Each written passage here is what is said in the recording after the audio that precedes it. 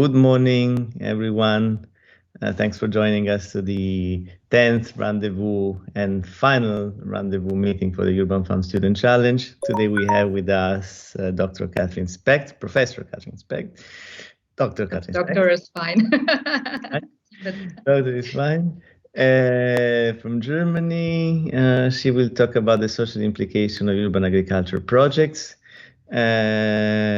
Dr. Specht, please, the floor is yours. If you can give a short presentation about yourself and your work, which I'm really fond of, by the way. I read a lot of your articles that have been part of my PhD thesis, so thank you for your work. It's a personal thanks. And so please, the floor is yours, and enjoy this last meeting, everyone. Thank you.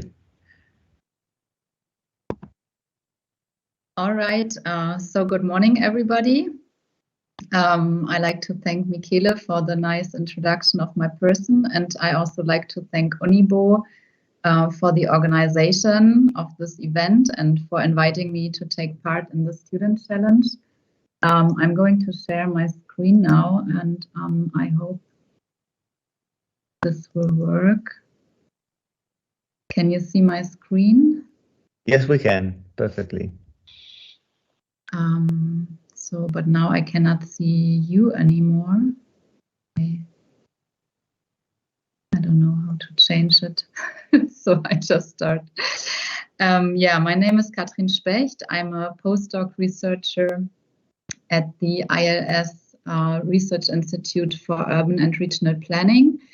And I'm also affiliated to Humboldt University of Berlin at the Faculty of Agroecology. And today I like to give a short presentation on how to consider and include social aspects in urban agriculture projects. And I will basically talk about two things today. And the first will be the stakeholder acceptance. And the second one will be on how to increase social benefits of an urban agriculture project itself. So for those of you who attended the Foodie Winter School in February, the first part of the presentation would be on a topic that you might be familiar with, but it is a very or highly relevant issue in planning an urban agriculture project, and this is about the social acceptance of your project. So first of all, I like to mention that stakeholder acceptance is generally very important when planning an urban agriculture project for the success of the project. And therefore, the analysis of your stakeholder acceptance and perceptions can be a way to address the social dimensions in urban agriculture and also to improve the success of your project. To understand a bit better why it is important to deal with the acceptance of stakeholders, I want to take you first a bit away from urban agriculture for a few minutes and start with a short look into the innovation theory. So in general, we can consider most of the initiatives in urban agriculture as innovations, because they apply any kind of new modes, of new technologies, and they are totally different to the prevailing or to the dominant food system. So innovations, not only technological ones, but also process innovations, are crucial for the promotion of regional development. And I want to give you some ideas on how innovation typically works. So this is unfortunately not the development of the COVID-19 in Germany, but it is the stereotypical process of innovation adoption. And it follows the innovation theory of Rogers that says that in the beginning of an innovation, only 2.5% of the population can be considered as innovators. And those are the people who are immediately convinced about an innovation, and they immediately start promoting it, or they even invent it. And at this point, still more than 90% of the population, they either don't know the innovation yet or they reject it. And then comes the early adopters, which are people who are more open-minded towards the innovation. And at this stage, the majority will still not be in favor of the innovation. So the process goes on, and as you see, during the time, more and more people will accept the innovation, or they will start to be more in favor of it. So of course there are deviations in this process as well, but one can generally say that it is in the nature of most humans to reject new things at the beginning. And famous examples of initially rejected innovations are, for example, cars or watches or newspapers. And unfortunately, many innovation initiatives in urban agriculture, they also fail in the early stage of their development, and they also fail in the phase of market introduction. And the reasons for failure are quite manifold, but a strong influence might be seen in the difficulty of project initiators to grasp and reach the target groups, as well as to navigate the setup in the surrounding framework of the innovation. To give you some examples, the history has shown us that a lot of people haven't been able to recognize the potential of a new idea. So Western Union estimated that the telephone has too many shortcomings to be seriously considered as a means of communication. The device is inherently of no value to us. Another famous quote goes, I do not believe in the introduction of I do not believe that the introduction of motor cars will ever affect the riding of horses. Or another famous quote is that who the hell wants to hear actors talk? And this was in 1927 when one of the Warner brothers asked this, and he rejected a proposal for movies with sound in 1927. Or the chairman of the Digital Equipment Corp predicted that there's no reason anyone would want a computer in their home. So what becomes quite obvious here is that rejection of innovation and certain levels of resistance are what you can call a standard phenomenon, especially if it comes to technological innovation. So how is this important to our urban agriculture projects? Coming back to our urban agriculture projects now, we are very often also dealing with innovation. And in order to prevent rejection, we need to understand the perceptions and the status of acceptance of these new forms of food systems. And that's why it is important to investigate and understand the acceptance of your specific innovation. So acceptance itself can be understood as a generally positive attitude of a subject of acceptance towards a certain object, and it can vary depending on the specific context and situation. So acceptance depends on subject, object, and context-related factors, and acceptance is only useful if it is directed to a certain object and is posed in form of the question, acceptance of what? And in your specific case, your urban agriculture project would be the object of acceptance. And in addition, acceptance depends also on the subject of acceptance, which is expressed by the question, acceptance by whom?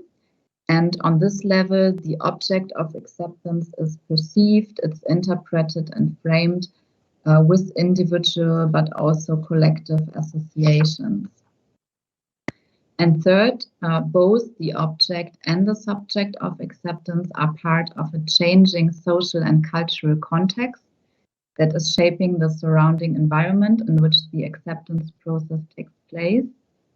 So central work on the investigation of the acceptance of your specific project could explore, for example, who are the relevant stakeholders in the context of your urban agriculture project, and also like what are the acceptance factors, what are the expectations, or what are the fears of the involved stakeholders. And all of these factors, they would in the end lead either to acceptance and therefore to a high probability of a successful implementation and diffusion of your urban agriculture project, or if there are too many factors or fears that are associated to risks, this may also lead to rejection and therefore to a low probability of the successful implementation and diffusion of your project. In one short example story, which I like to present here today, we focused ourselves on 6 approaches, which could be referred to as new or innovative compared to the more traditional types of urban farming. And the first type is food production in rooftop greenhouses, which can transform unutilized space on top of buildings into productive spaces and can potentially make use of resources and energy flows in the building.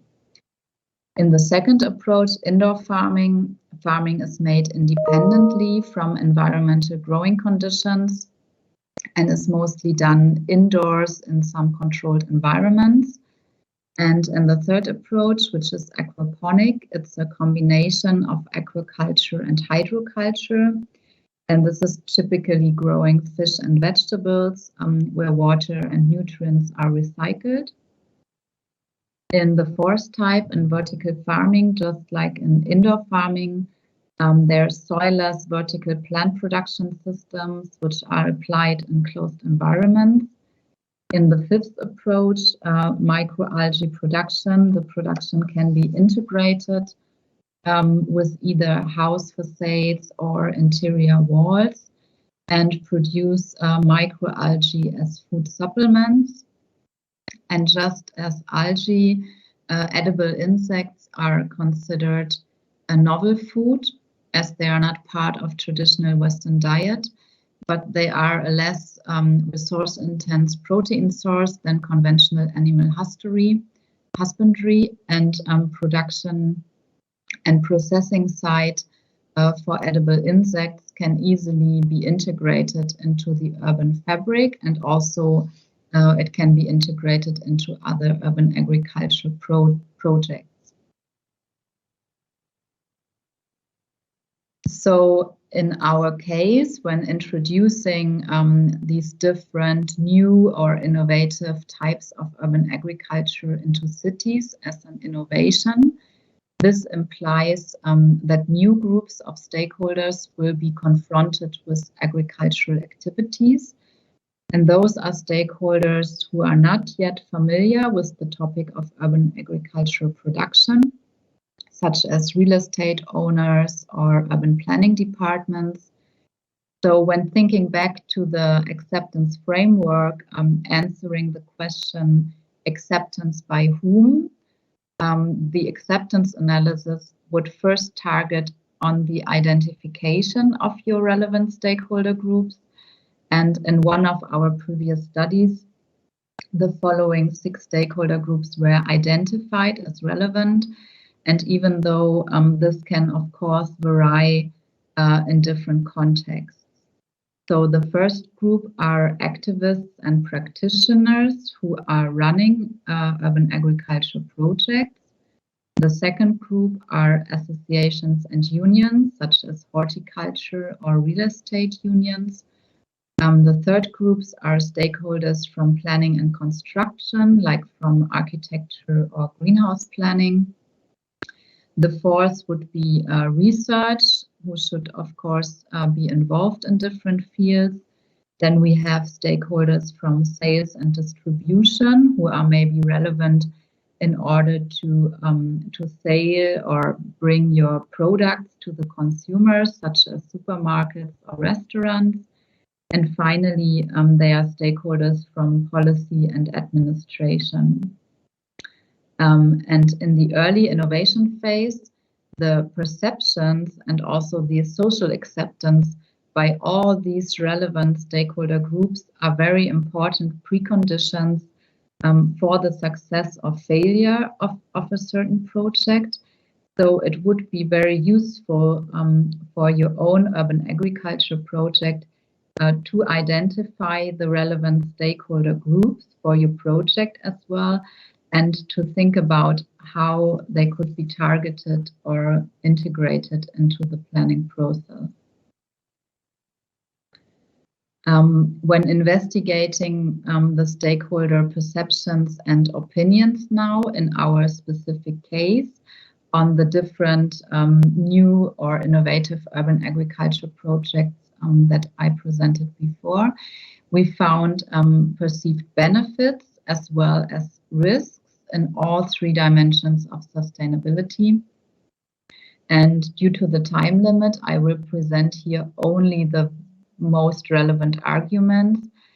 So on the social level, the stakeholders that we investigated found that the approaches, the new urban agriculture approaches, could improve community food security. It could provide educational facilities or link consumers to their food sources. On the other hand, stakeholders worried about exclusionary practices and disparities in access, or problems which are linked to the food quality. So this is associated to health risks, for example, or they expected conflicts with local residents as well. On the environmental level, the approaches are supposed to reduce food miles and therefore transport emissions, or to contribute to the recycling of water or organic waste. But at the same time, stakeholders fear that there are, for example, technical constraints to hinder the full implementation of resource-saving techniques. Or we also identified concerns regarding the environmental impact of such systems.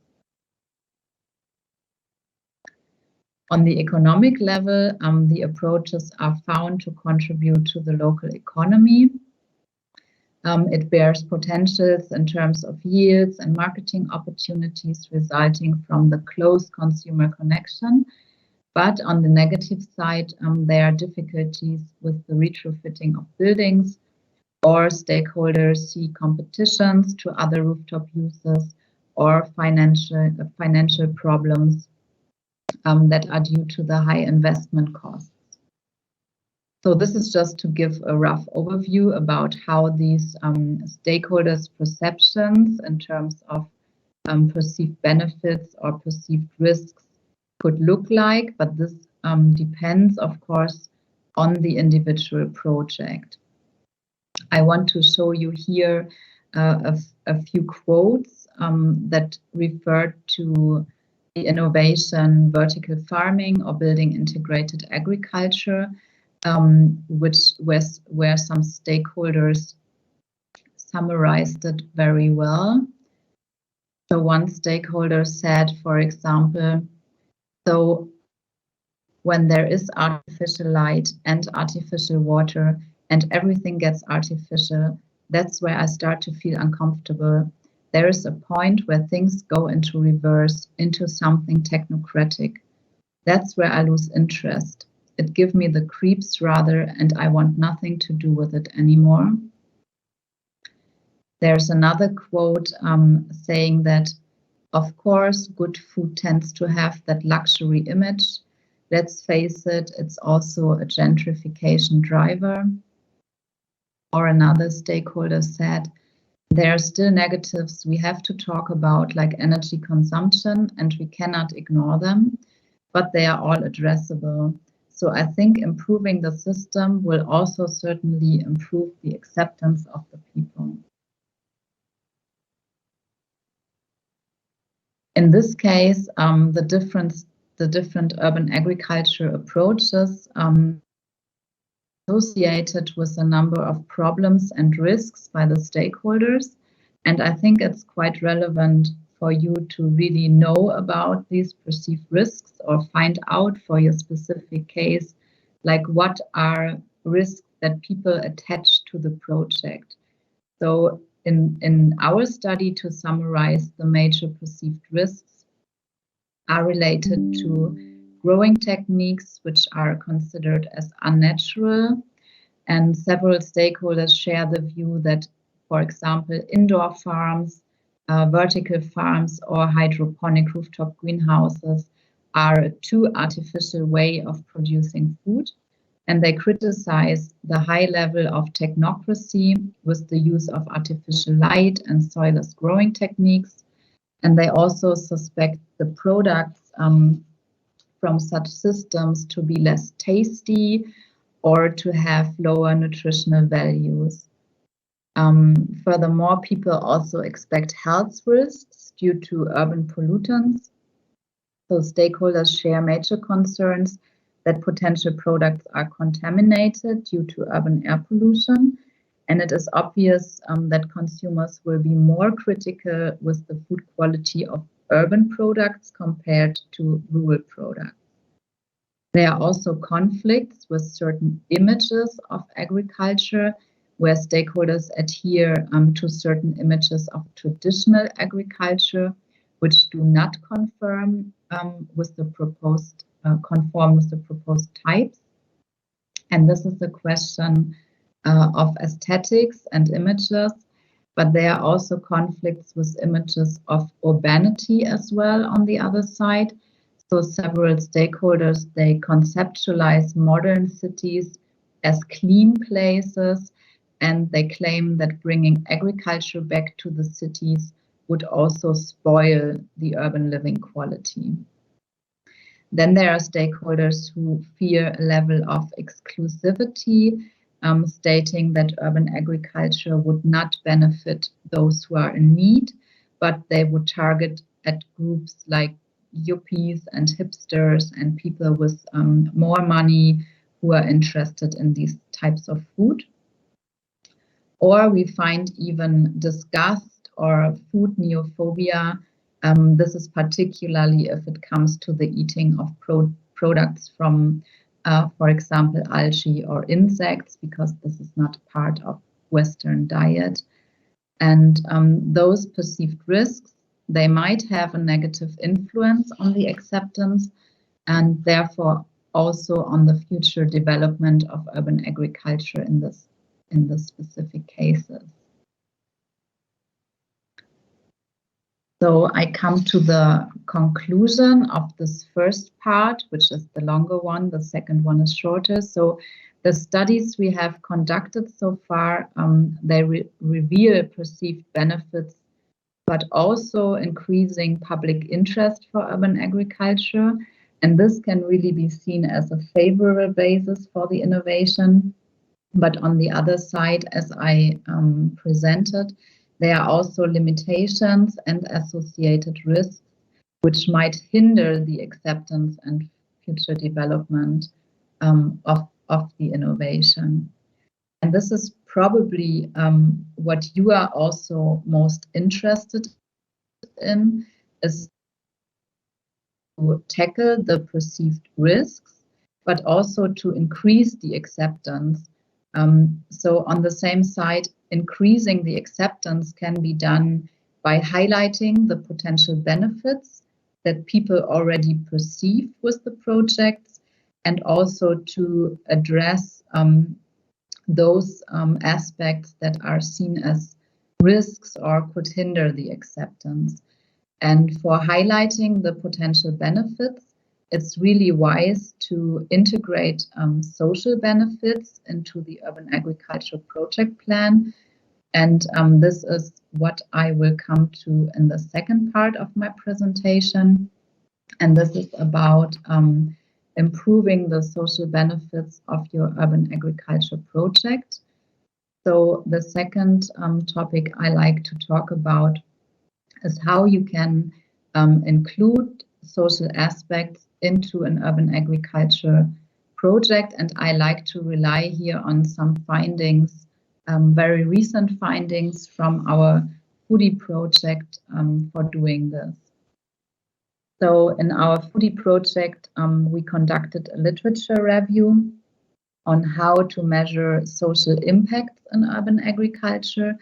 And we basically identified 4 large dimensions of field of social impacts.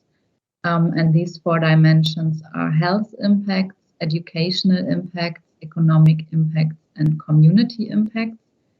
And of course, in each of the 4 dimensions, you have the chance to create benefits, social benefits with your project. And I will skip the economic dimension here, as I have seen that this is part of a different lecture. But I like to focus on the 3 other topics, health, education, and community. So when you plan your project, your urban agriculture project, you can keep these dimensions in mind. And you can ask yourself all the time, like whether your project provides benefits to any of these dimensions. And if not, then how they can be included in your concept. I show you here some indicators and metrics as we collected them in the foodie project. But these are very much usable for your projects as well, I think. So when I prepared the speak, I found that they could pretty much serve as a checklist for setting up an urban agriculture project that really includes social benefits. So here on the left side, you can see some indicators, like indicators for inclusion of certain aspects. On the right, you see metrics, which is maybe not so important for today. So we can focus more on the green column. So in this table, you see like how it is possible to measure if an urban agriculture project has a good performance in terms of social benefits or not. So all urban agriculture projects, they can potentially have positive impacts on the surrounding community. So this is the first point, the community impacts. So if it comes to the impacts of the community, you can ask yourself, like, when you plan your project, like, will you include social activities and in which frequency? And this would include, for example, activities for local community or some other educational offering or gatherings. And you can also define a certain participation rate that you would wish for. Like, do you have a certain number of participants that you would like to reach in 1 year? And at what rate should participants participate in some activities that your project offers? And as a third point, if it comes to social inclusion, you can ask yourself, like, how much are you planning to involve disadvantaged groups of the society into your project? Like, do you want to take specific actions, for example, to involve disadvantaged people in the job creation or in any other aspects of your project? At a fourth point, you can also ask, like, how do you want to specifically invite participants living in the neighborhood so that they can profit from the project? And this is like involving the locals into the activities by some public relation events and other stuff. And the last one will be about the networking, like, how will you do your networking and how will you relate with other institutions or partnering projects? Will you have like a routine of formal or informal exchanges with other projects? And how many other initiatives in your surrounding are you planning to partner with? So this is the first part about the community involvement and potential positive impacts on the community. The second topic would be the educational impacts. So here you can ask yourself about how to include some formal education activities where you really aim for maintenance or transfer of knowledge. You can also include knowledge gain in other ways, like for more on a more professional level, to train people on horticultural knowledge, on hydroponic, aquaponic, on sustainability, on environmental knowledge, or nutritional knowledge. So you can include a lot of activities in your project that are aiming at education, like positive contribution to education. You can also really target adults, for example, in skills development for the job market, or also like to for the own growing of the people. So this could include gardening skills or skills on nutrition, but also on social behavior or other types of skills.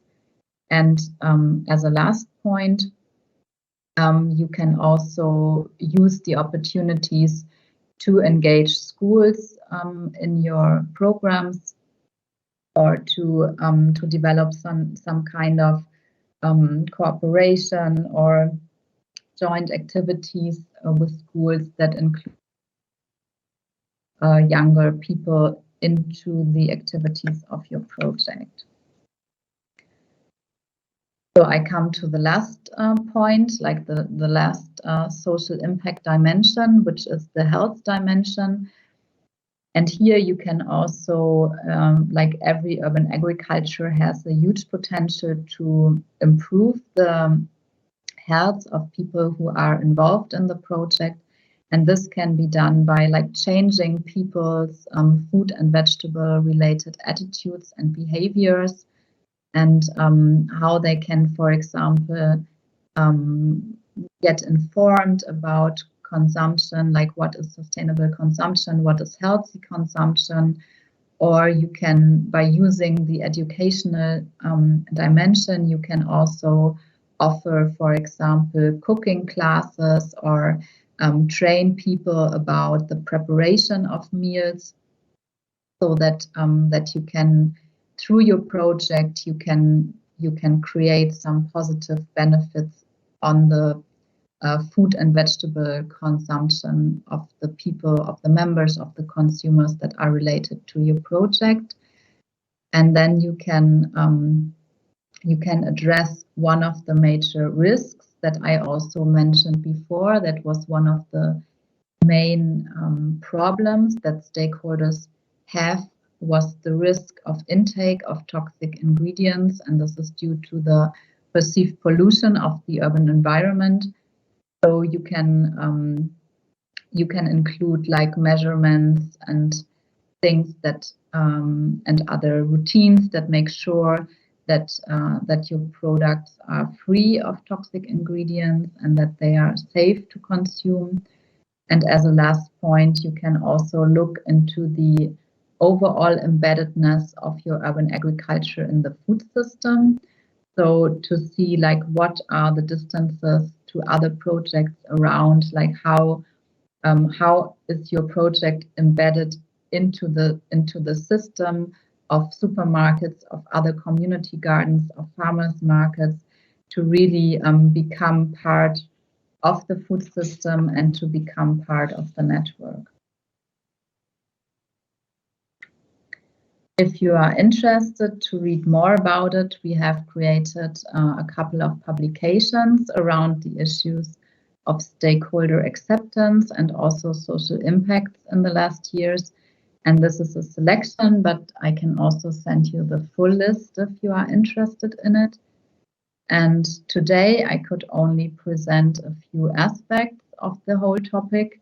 But if you found this interesting and if you consider to include these kind of types of analysis in your projects or to increase the social benefits of the projects, you can reach out to me or to the foodie team.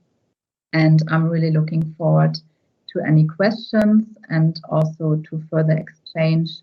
And I would thank you very much for your attention. Thank you. Thank you, Catherine. Thank you very much. I will. Okay, I can't hear my echo anymore. Okay, so very interesting presentation. Thank you very much. I think the social aspects of urban agriculture, meaning not only the impacts that your project has on the social community, but also the perception of the social community about your project is really important. And sometimes when people are when researchers and investors or practitioners are so invested in urban agriculture, they often forget that people might not think same, they might not feel the same about urban agriculture as we do. So thank you for your studies. I think it's really important also to overcome a certain skepticism that's been raising around urban agriculture, especially, as you said, rooftop farming and vertical farming. So, of course, producing food within the urban areas is still something that blocks some people thoughts about the food that you're going to eat, the quality and the taste, as you said. So what concerning, for example, the Urban Student Challenge, do you think that it would be interesting if for this year or maybe next year, if students haven't done it yet, could be interesting to make a survey on the area about what people could think and also what people know about urban agriculture? How could they understand like the local perception for their project? Do you have any advices? Well, I think it would be very interesting. I don't know, like about how much.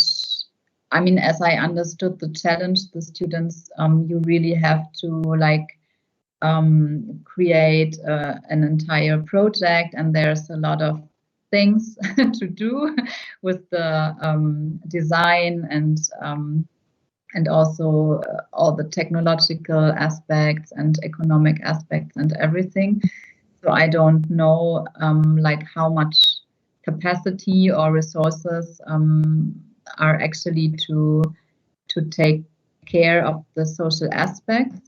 But I would really, I would think it's really interesting, like if the students, if they have, for example, one first draft of a project, like to select a couple of people and just show them their draft and ask them about these two things, like what do they perceive as benefits from this project, like ask them like go to someone, for example, from the city or someone who is really relevant to the community, or someone, let's say some key stakeholders, like try to find some key stakeholders or one or two or three or whatever, and just ask them like what are the social, economic, environmental benefits that you would attach to this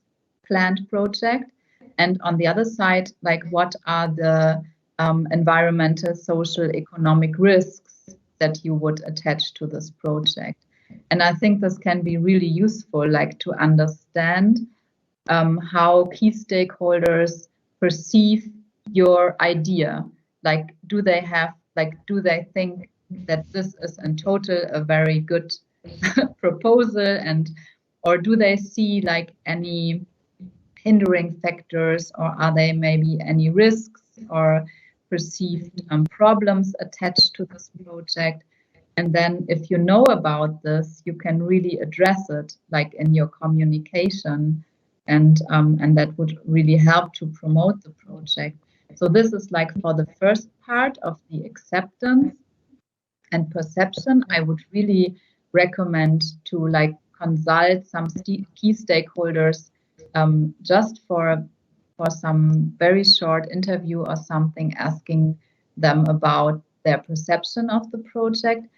And for the second part that I presented, I would really recommend to keep these 4 dimensions in mind, like the health dimension, the education dimension, the economic dimension, and also the community dimension. And then really try to think about your project and how you can make the best use of it in terms of social impacts. Because I think for all the urban agriculture projects, the social benefits or the social dimension is actually a really strong one. Like in the end, it is pretty often that people criticize that the yields or the real quantity of the production is not like sufficient to feed the city and whatever. But then in the end, it always comes back very often to the point that yes, but it has a lot of social benefits.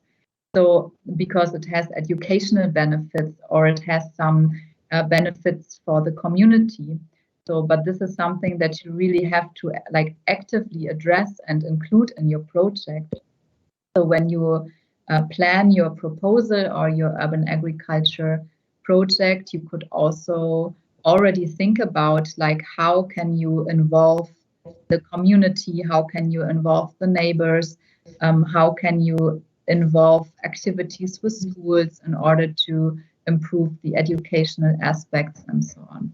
So this is something that I think could be included in some proposals, like adding already some ideas on how to really make the best of the social benefits that the project can potentially have. Fantastic. Thank you very much for your answer, which is, I think, a really good tip for our student. If there's no any more questions from the public, I think we can say our goodbyes and set you free, Catherine. If you have questions, please raise your hands. Otherwise, we can just conclude our session here. Okay, I don't see any questions. So, Catherine, I want to thank you again. Your presentation was really inspiring, and also thank you for answering very completely to my question and fruitfully. Sorry. So I want to thank you, Elisa, also for organizing all the rendezvous. And as this is the last one, if I'm correct, right, Eli? Yes, perfect. So thank you all. Thank you, Catherine, and good luck for the final stages of your project. See you in Pordenone in a few months. Thank you very much. Bye, everyone. Thank you. Have a nice day. Bye.